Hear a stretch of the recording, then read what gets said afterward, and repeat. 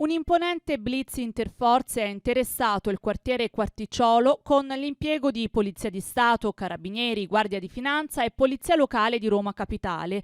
L'operazione, scattata dopo un briefing del dirigente del quinto distretto Prenestino, ha visto un massiccio dispiegamento di uomini e mezzi, con l'obiettivo di contrastare fenomeni di immigrazione clandestina, spaccio di droga e abusivismo.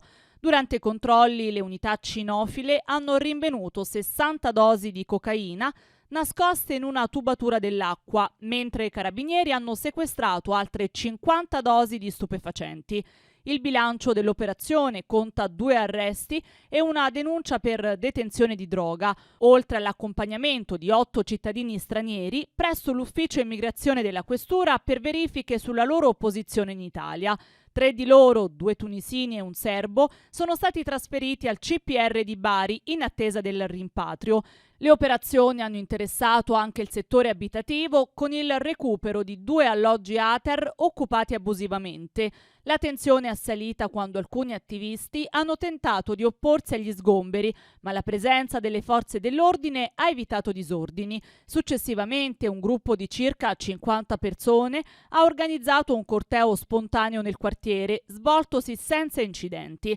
Controlli approfonditi sono stati eseguiti anche su alcuni esercizi commerciali.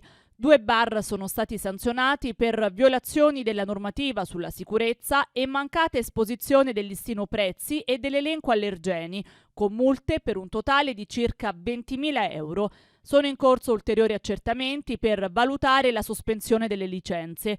L'intera operazione è stata monitorata dall'alto con il supporto di un elicottero della Guardia di Finanza.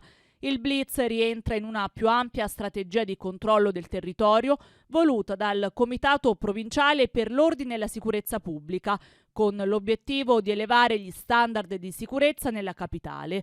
Le attività proseguiranno nelle prossime settimane senza esitazioni.